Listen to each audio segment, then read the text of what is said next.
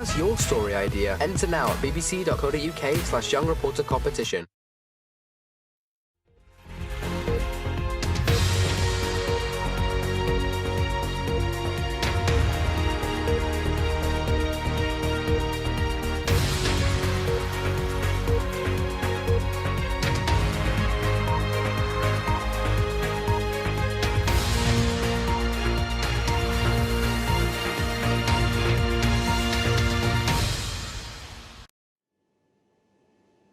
Today at 1, we're live in Ukraine as Russia invades in a major military assault by land, sea and air.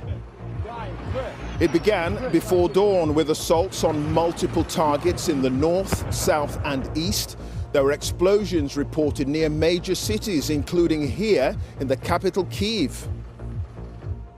As his army moved in, Vladimir Putin had this warning for anyone trying to stand in his way. Whoever tries to interfere with us or threaten our country should know that Russia's response will be immediate and lead to such consequences that have never been experienced in history. Fearing the worst, some here are desperate to leave. Their president calls on the international community to help his country. Putin started a war against Ukraine, against the whole democratic world. He wants to destroy my country. He wants to destroy our country, everything we've been building, what we live for. NATO and Western leaders have responded with tough rhetoric to the attack. Their attempts to find a diplomatic way out of the crisis have clearly failed.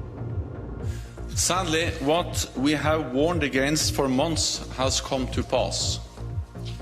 Despite all calls on Russia to change course and tireless efforts to seek a diplomatic solution. For all his bombs and tanks and missiles, I don't believe that the Russian dictator will ever subdue the national feeling of the Ukrainians and their passionate belief that their country should be free. We'll be live in Moscow, Brussels, Washington and from across Ukraine with the very latest. We'll also be asking what the international community can do to end the crisis, and we'll take a look at the wider economic impacts of the conflict. And here in London, I'm Ben Brown with the day's other news.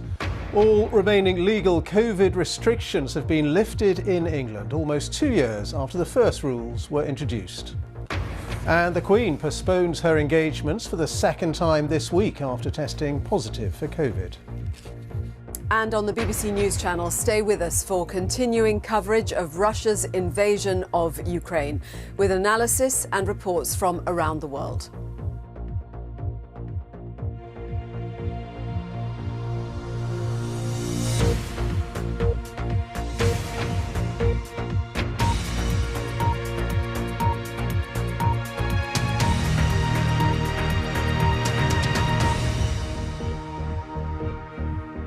Good afternoon and welcome to the BBC News at 1 from the Ukrainian capital Kyiv, where just before dawn, as air raid sirens sounded here, Vladimir Putin launched an all-out assault on this country.